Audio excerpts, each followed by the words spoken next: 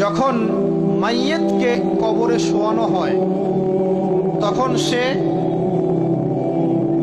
তাকে দাফন করে যাওয়া ব্যক্তিদের হাঁটার খসখস আওয়াজ শুনতে পায়। এরপরে তাকে যখন শুইয়ে দেওয়া হয়, সে যদি মুমিন ব্যক্তি হয় তাহলে তার মাথার দিকে তার সলাত এসে দাঁড়িয়ে যায়। দুনিয়াতে আপনি যে নামাজগুলো পড়েছেন, আমি যে নামাজগুলো পড়ছি, এগুলো মাথার দিকে দাঁড়িয়ে যায়। ডান দিকে চলে আসে তার সওম মানে কি? রোজা। বাম দিকে চলে আসে যাকাত।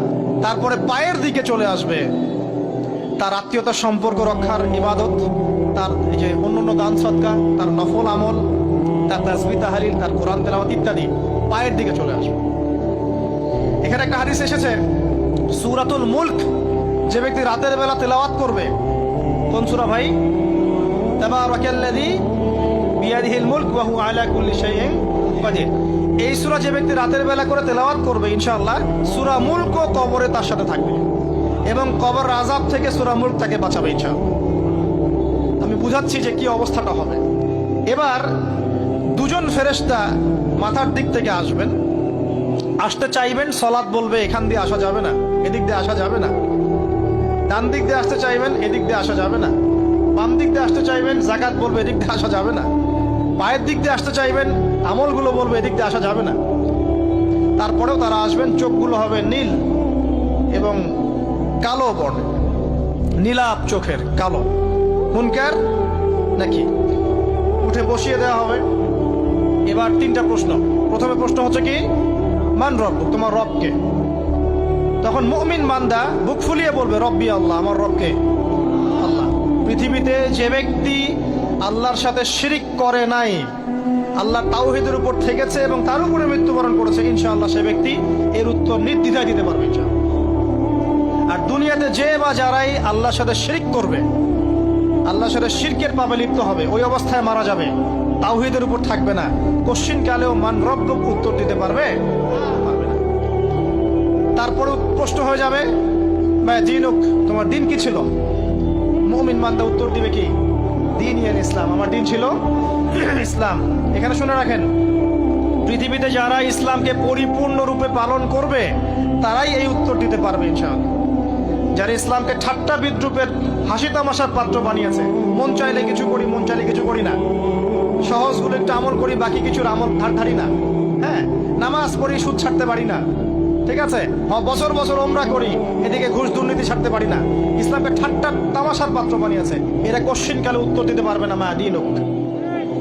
দিনে পরিপূর্ণরূপে ইসলামে প্রবেশ করতে বলেছেন আল্লাহ রাব্বুল আলামিন। যারা পরিপূর্ণরূপে ইসলামে প্রবেশ করবে এবং ইসলামের প্রতিটা মৌলিক বিধান মেনে চলবে, ইনশাআল্লাহ তারা এর উত্তর দিতে পারবে। এরপরে আসবে তৃতীয় প্রশ্ন। নবী সাল্লাল্লাহু আলাইহি ওয়াসাল্লামকে দেখানো হবে। যখন দেখানো হবে তখন সূর্য যখন ডুবে যায়, যে দৃশ্যটা আমরা দেখতে পারি না, ওই দৃশ্যটা ভেসে উঠবে এবং মুমিন বান্দা অস্থির হয়ে যাবে, বলবে আমাকে ছেড়ে দাও, আমি নামাজ পড়বো। সুবহানাল্লাহ। তার কারণ তার কাছে মনে হবে যে আসরের ওয়াক্ত হয়ে গেছে, আসরের ওয়াক্ত হয়ে গেছে, আসরের ওয়াক্ত চলে যাচ্ছে, আমাকে নামাজ পড়তে হবে। চিন্তা করেছেন? ওই যে একটা হাদিস আছে না, যে 7 শ্রেণীর মানুষকে আল্লাহ রাব্বুল আলামিন আরশের ছায়া দিবেন। তার মধ্যে এক শ্রেণীর মানুষকে, যার অন্তর মসজিদের সাথে ঝুলে থাকে, তার মন মসজিদের সাথে ঝুলে ছিল, এই সূর্য ডুবে গেল বলে আমাকে ছেড়ে দাও, আমি নামাজ পড়তে যাব। তখন ফেরেশতারা বলবেন তোমাকে নামাজ পড়তে দেয়া হবে, তবে তার আগে তুমি এর উত্তর দাও। কি উত্তর?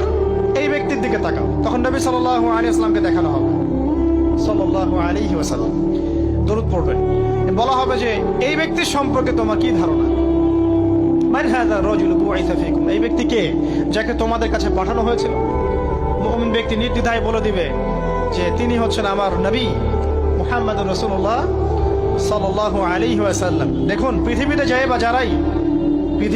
বা যারাই নবী সাল্লাল্লাহু আলাইহি ওয়াসাল্লামের সুন্নতের উপর আমল করবে, ইনশাআল্লাহ সে তার উত্তর দিতে পারবে। দুনিয়াতে যারা নবীর সুন্নতের 5 পয়সা পরোয়া করছে না, তার আদর্শের 5 পয়সা দাম দিচ্ছে না, তারা কোশ্চিন কালে উত্তর দিতে পারবে না। নাম হতে পারে আব্দুর রহমান, আব্দুর রহিম, নবীর সুন্নতের ধার ধারে না, তারা উত্তর দিতে পারবে না। নবীর সুন্নতের গুরুত্ব কত গভীর, এটা আমাদেরকে এখান থেকে বুঝতে হবে। তাই প্রিয় যুবক ভাইরা, মুসলিম ভাইরা, আমাদের জীবনটাকে নবীর আদর্শ এবং সুন্নতে ঢেলে সাজাতে হবে। সকাল থেকে সন্ধ্যা পর্যন্ত প্রতিটা কাজ করবো কার তরিকায়? রাসূলের তরিকায়। নামাজ পড়বো তার তরিকায়, রোজা, সিয়াম, হজ, জাকাত, আমল, মুআমালাত, আখলাক সব কার তরিকায়? নবী সাল্লাল্লাহু আলাইহি ওয়াসাল্লামের তরিকা অনুযায়ী ইনশাআল্লাহ। আল্লাহ পাক তৌফিক এনায়েত করুন, আমিন। এবার ফেরেশতা দুজন জিজ্ঞাসা করবেন অবাক হয়ে, যে তুমি কিভাবে এটা জানলে? তুমি কিভাবে এই তিনটা প্রশ্নের উত্তর দিতে পারলে? কারণ বেশিরভাগ মানুষ তো উত্তর দিতে পারবে না, বেশিরভাগ মানুষই এই উত্তর দিতে পারবে না। কারণ কিয়ামতের মাঠে 1999 জন মানুষ জাহান্নামে যাবে। নাউজুবিল্লাহ। তো এটা কঠিন পরীক্ষা। আল্লাহ রাসূল সাল্লাল্লাহু আলাইহি ওয়াসাল্লাম বলেছেন যে নিশ্চয়ই তোমাদেরকে এখানে পরীক্ষায় ফেলা হবে, আর তোমরা যদি এই পরীক্ষা জেনে তোমাদের মৃতদেরকে দাফন করা থেকে বিরত না থাকতে, তাহলে আমি তোমাদেরকে শুনিয়ে দিতাম কবরে কেমন পরীক্ষা হয়। মানে যদি আমরা শুনতে পারতাম যে কবরে কেমন পরীক্ষা হয়, আমরা ভয়ে আমাদের মৃতদেরকে দাফন পর্যন্ত করতাম না। এটা নবীজি বলছেন সাল্লাল্লাহু আলাইহি ওয়াসাল্লাম। তাকে জিজ্ঞাসা করা হবে যে তুমি কিভাবে জানলে এটা? বেশিরভাগ মানুষ তো পারে না উত্তর দিতে।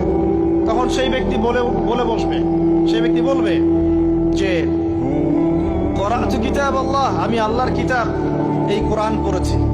মুমিন বলবে আমি আল্লাহর কোরআন পড়েছি, ফাআমানতু বিহি, আমি এর উপর ঈমান এনেছিলাম, ওয়া সাদ্দাকতু, এবং সত্যায়ন করেছিলাম। সুবহানাল্লাহ। অতএব দুনিয়াতে যারা দ্বীনের জ্ঞান অর্জন করছে না, কোরআন পড়ছে না, হাদিস পড়ছে না, পড়াশোনার চেষ্টা করছে না, জানার চেষ্টা করছে না, কবরে পার পাওয়া ডিফিকাল্ট আছে। এটা একটা অন্যতম প্রশ্ন। আমরা কিন্তু মনে করি তিনটা প্রশ্ন হচ্ছে, আসলে প্রশ্ন হচ্ছে কয়টা? 4টা। তিনটার পরে আরো একটা এক্সট্রা। কিভাবে জানলে? তখন উত্তর দিচ্ছে আমি আল্লাহর কিতাব পড়েছি, ঈমান এনেছি,